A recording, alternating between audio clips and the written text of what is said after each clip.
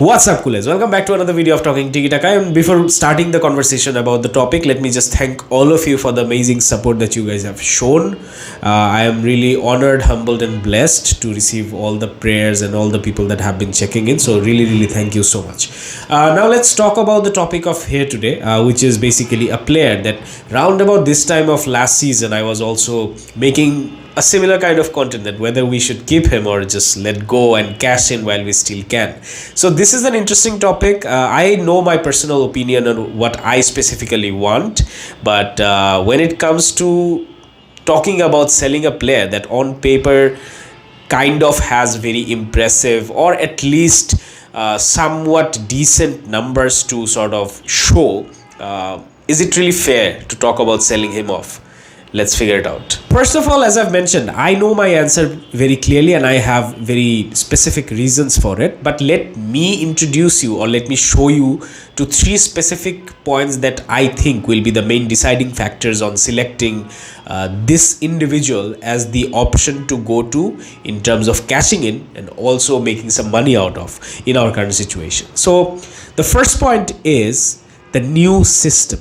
So in Barcelona, it's no secret that we have always said this clearly. All the managers have put this in front of the media and all, that we play with wingers. And the 4-3-3 system, the inherent system of Barcelona, is made possible or in great extent successful because of this formation.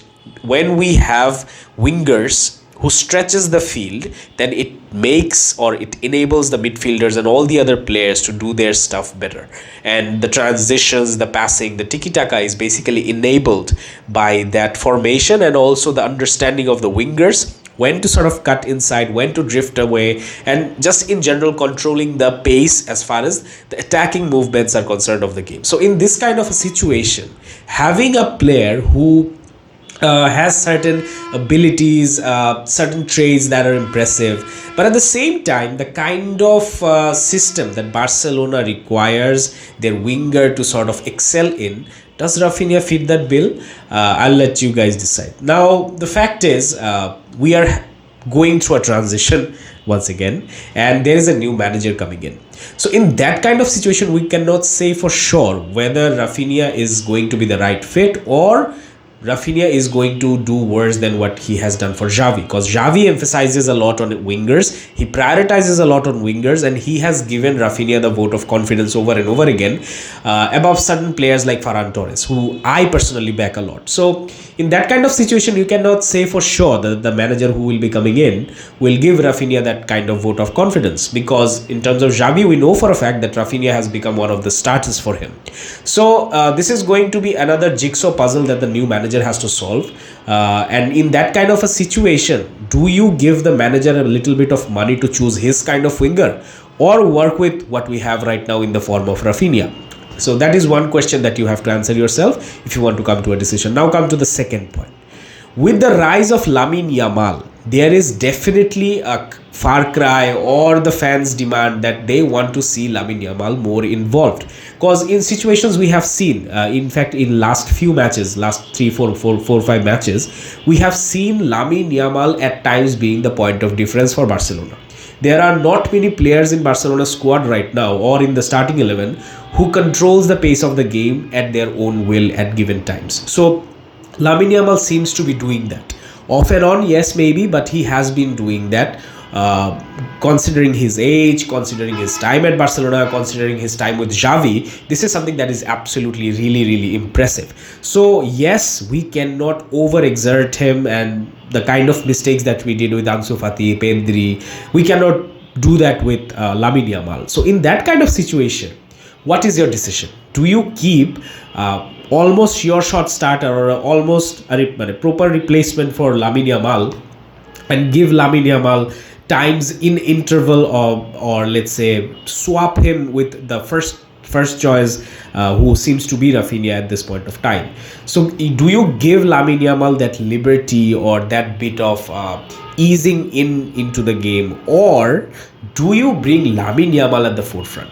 He's going to be 16, 17 years of age when the next season starts, and at that age, do you bring that player right at the forefront, or is it something that is required, or is it something that is going to be pivotal for his development? So this is something that we have to decide altogether, whether we want Lamine Yamal to get more of the spotlight, more of the responsibilities, more of the attacking influence, or do we keep Lamine Yamal as a substitute, pin our hopes and pressures on Raphinha and let him handle it, and if he does not live up to the expectation, then bring in Lamine Yamal. Now there can be debates and points and arguments for both of those sort of arguments, but it depends primarily on one single thing, that is, who is going to be more effective. It's not just about protecting a player and playing someone in his position just for the sake of protecting the other player. The player that you are playing needs to be effective as well, and this is something that we need to understand, that is also very complicated. And the final point that I think is pretty abundantly clear to all of us, and this has been forcing our hands for quite a while now, and that is our financial condition. So the rumor is going on about Ronald Araujo, Frankie de Jong. These are some big name players that the media is sort of speculating rumors about. We have to sell one of the other. So why these two names are coming out so frequently? There is interest from the market, genuine interest from big clubs regarding these two players specifically, because these two are the biggest names right now in Barcelona's squad. Yes, Gundogan, Lewandowski are absolutely legendary names and big players, but at the same time they are very aged, and it's safe to say they are in their twilight years. So when it comes to choosing any player who would actually be worth a big sum of money, I think these two names would be at the top. And this is why in media you are hearing stuff like, we have to sell Ronald Araujo, Bayern Munich is very interested, we have to sell Frankie de Jong, Premier League is interested, big clubs are interested.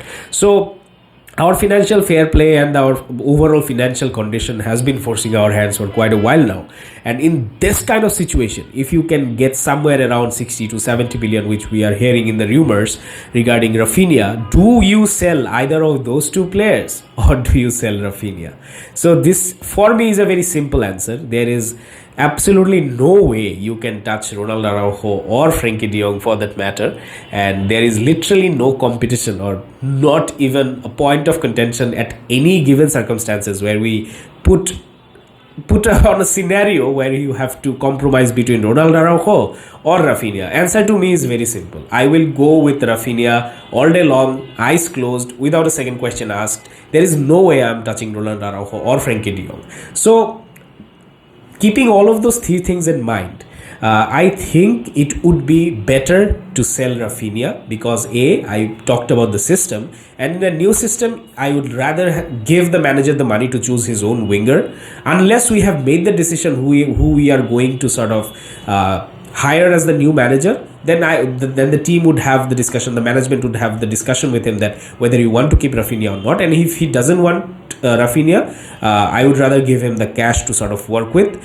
And the second point, that is Lamine Yamal, I would much rather substitute Ferran Torres in position of Lamine Yamal than Raphinha, because I have always genuinely felt that Ferran brings much more as a right winger that we could not see Xavi sort of letting him play in. So for me, subjectively, yes, absolutely, I would stick with Ferran Torres. Objectively speaking, the three reasons that I've sort of given, this comes to a conclusion that where I feel we need to cash in on Raphinha while we still can. He's 26 now, and right after 26 it starts dipping, and the value and everything. So this is the right time. Yes, as a Brazil fan, I would have liked him to succeed at Barcelona without any shadow of a doubt.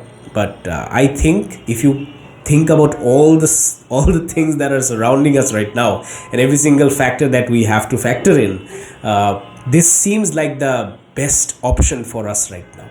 So Let me know if you agree with me. Let me know what are your opinions of these three specific reasons that I've mentioned, where we have to think practically about selling Raphinha. And keeping all those three reasons in mind, do you still feel that there are other way arounds? Let me know in the comment section below. I would absolutely love to answer that. And thank you so much for sticking around. See you in the next video. Vice versa.